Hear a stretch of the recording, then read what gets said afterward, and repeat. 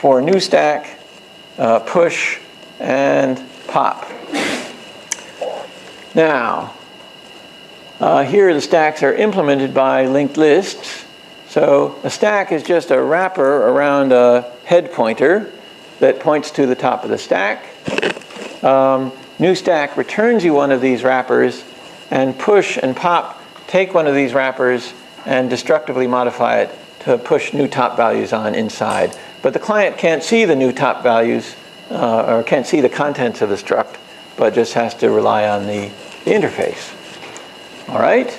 And otherwise it's, well, even there it's quite conventional.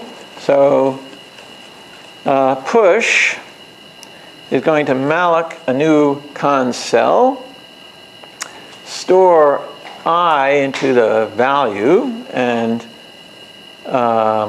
the old top into the next of that new cons cell, and now the top value in the P single word struct will be set to Q. So that's push, pop is the opposite, and let's verify this. Okay.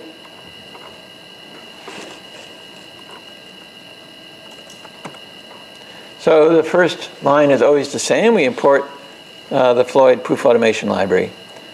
Floyd.library will import for function specifications for malloc and free and exit. We import the abstract syntax of that program. These two lines are always the same. And now we have function specifications. So here are the function specs for malloc and free. Normally you just find these from the library, but I want to illustrate them here so you can see them. And what have we got? Well, you're going to call malloc with size of struct, size of t for some type. So let's let t be the sort of abstract parameter. The concrete parameter has no name. We'll just call it parameter number 1, and it's an unsigned int. Right? The argument of malloc is a size of t, really. And so the spatial part of the precondition is emp, the empty predicate. You don't have any memory. Of course, you have lots of memory, but you don't have any memory that malloc needs to know about. And the idea in separation logic is when you call a function, you don't tell it about things that are none of its business. That's the whole point of local action. The postcondition of malloc is that it returns some value p. So there exists a value p such that the return temporary contains p, and either p is the null value and you get the empty footprint, or p is not null and you get a data at of a thing big enough to hold a type t. Oh, and you get a malloc token. How does malloc work in the real world? You say malloc 8, you get your 8-byte struct, and later you call free. You say free p, and if the world were rational, you would tell free how big the thing is. But you don't. How do it know?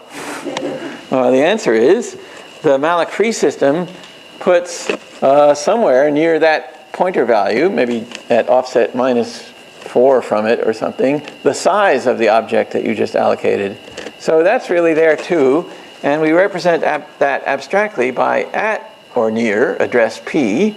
There is a malloc token that's sort of the capability to free this object, which is big enough to hold a type t. And that separates from the actual data. And this data at underscore says, well, it's an uninitialized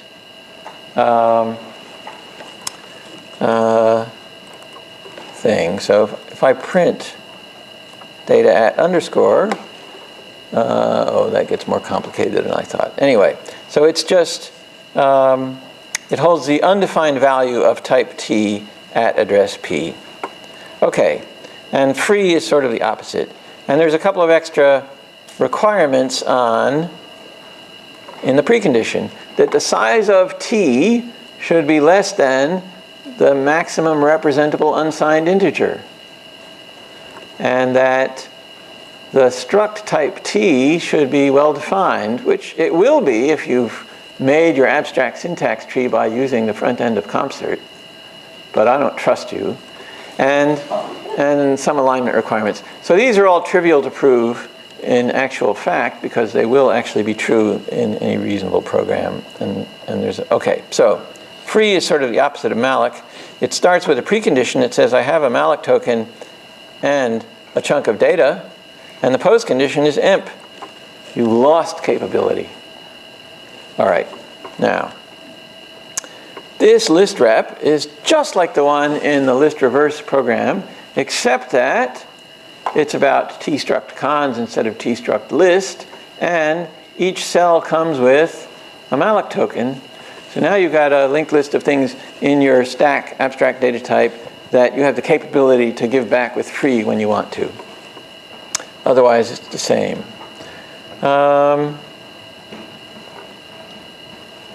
What's a stack? A stack is that one-word head pointer. So it's a struct stack, and struct stack has one field called top. So address P is the address of a data structure representing a stack whose contents abstractly is the sequence of integers IL. So if I start with the empty stack and I push 3 and push 5 and push 7, then the contents of the stack is basically 753. That's IL. And we abstractly remember in our proof what we've pushed in the stack. So P represents a certain stack contents. If what? Well, if at address P there's a single word whose top field contains the value Q. There must exist some Q value like that.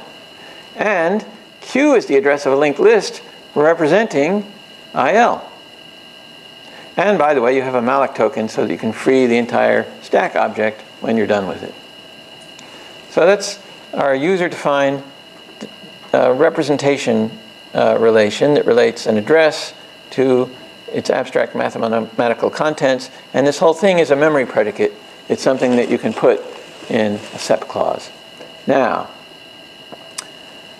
the client of our stack abstract data type should never unfold this, should never peek inside. And the implementations of push and pop, when we prove them correct, we will need to unfold it to push to peek inside. All right, so we'll say, don't unfold that automatically. Prove a couple of standard lemmas about stacks. And now let's look at the specifications of our three stack functions. New stack, push, and pop. So we claim new stack has this specification. Its precondition is quite empty. It has new stack has no function parameters, so that part's empty, and doesn't require any particular propositions to be true. Has the local clauses for a function describe what's in its function parameters when you call it, but it has no function parameters. And you don't need to have any memory resources when you call new stack. And the post condition says, okay, I return you a pointer to struct stack such that, well, there exists a value P, the return temporary contains P, and P represents the empty stack, a stack whose list contents is the empty list. Okay, so there's new stack. Push says, I call push with stack ILP, and by the time it returns, I have stack icons ILP. So abstractly, the stack contains one more element at the head. And what else? Well, the function parameter underscore P contains I. Well, no. I has type Z. It's a mathematical integer. The C programming language doesn't deal with mathematical integers. It deals with 32-bit 2's complement signed integers with worries about overflow, or unsigned integers with no worries, we've got modular wraparound. So int.repr is a function from the z type into the int32 type. And it sort of truncates something down to an int32. And remember the calc value type, the compsert value type, could be an int val or a pointer val or whatever. So vint injects a 32-bit mathematical integer into compsert's value type, and that's what's contained in the C variable _I. And we want to say that the mathematical integer I that we're passing here is representable as a signed 32-bit integer, that it's in between int.min signed and int.max signed. So that has to be true of I. We bind I here in the with clause, we bind IL in the with clause, and there's our entire specification of push. In the post condition, well, no new mathematical facts are true. This is still true, but you don't have to say it again. There's no return temporary. Push is a void function, doesn't return a value, so we don't have to say anything about that. And finally, pop. What do we say about pop? Precondition of pop is that I have a stack that represents I cons IL, and the postcondition is I have a stack that just represents IL, and I've returned I. Well, I've returned the injection, the smashing of I into the 32-bit integers and the injection of that into the compsert value type. All right. And there's no other preconditions of interest except that the function parameter _p contains the value p.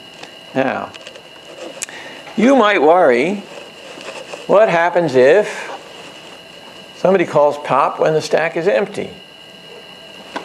And I say to you, verily, do not worry. The precondition says the stack wasn't empty. So there. And this illustrates something about programming proved correct programs, right? In general, we'd like to do defensive programming so our programs don't crash if they have unexpected inputs. But you can't always be completely defensive all the time because some things just aren't fully testable in the source language. So it's important that we have preconditions saying it's only reasonable to call this function under this circumstance. And we can express those preconditions in the specification of the function, and we can rely on them in proving the function, and then we have to satisfy them when we call the function. And now, the exercise that you have to do is right here. That, you have to prove that the body of the pop function satisfies its specification. Yes? So how do you ensure that the preconditions are always actually satisfied when the function is being used? How do you ensure that the precondition is actually satisfied when the function is being used? Well, what I didn't show you is verifying a function body that had a call command in it. And so when we go forward through a call command, you have to first demonstrate values to instantiate the with parameters of the function you're calling, and second, prove that your current assertion satisfies the precondition of the function you're calling. I suppose I could do that now, but let me just again come back to your job, which is not too hard, is to do the appropriate forward commands and stuff to prove that each of these functions satisfies its specification. Now, when you do pop, you're going to have to dereference some linked list. And all you have is the linked list pointer. So you'll have to play the same kind of trick to turn a list rep into a maps_to that I showed you in the proof of list reverse. Okay.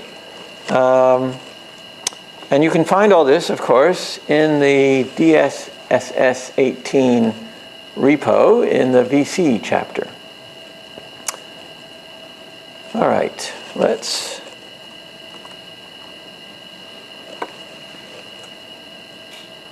Question? Yes, question.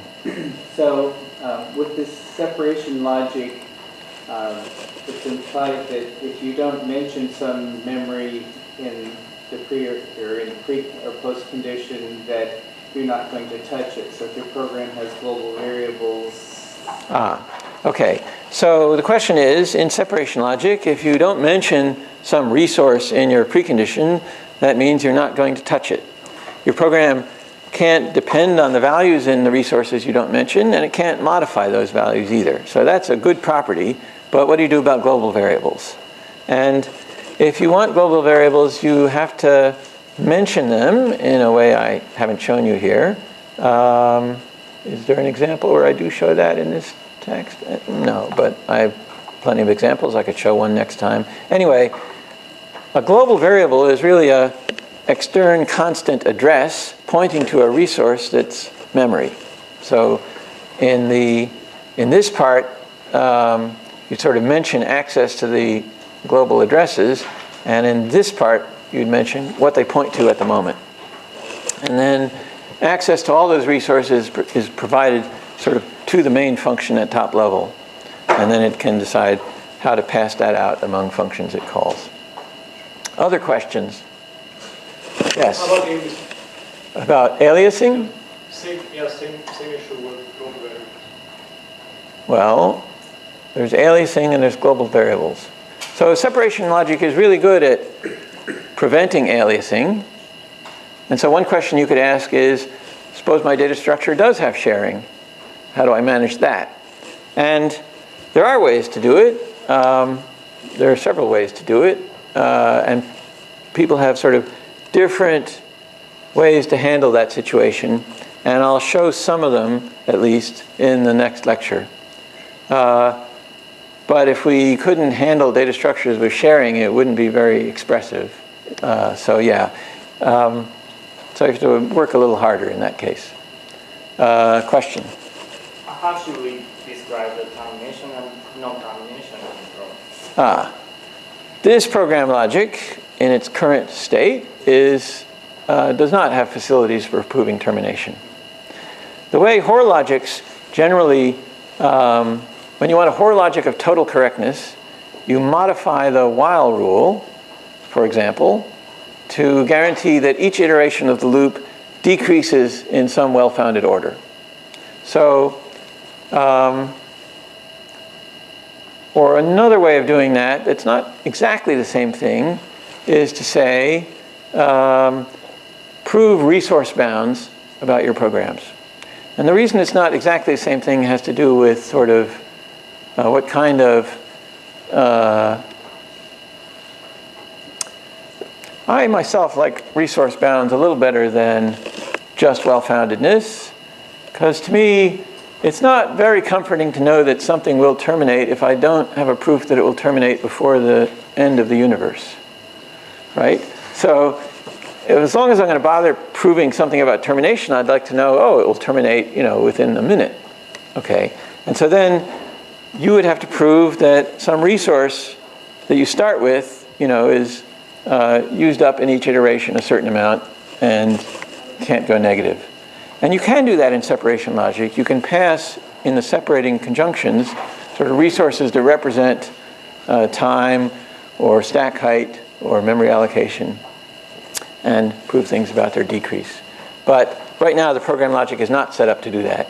So we prove partial correctness, not total correctness. Question? A little earlier, a little higher in your text, you show the variable and you explain that you have integers and you have to put them in a representation that is acceptable for. But isn't that a complication? Why not right from the start say that I and IL are in the types that are already accepted by the C compiler? Okay, so the question is, why do I say I and IL are mathematical integers, Z, and list of Z? Why not say I and IL are 32-bit modular integers, and then I wouldn't have to do this? And the answer is, well, I could do that, and you can do this as a user of verifiable C, but I don't want to do that. The program is there to serve some purpose. to reason about what the user probably thinks are mathematical integers.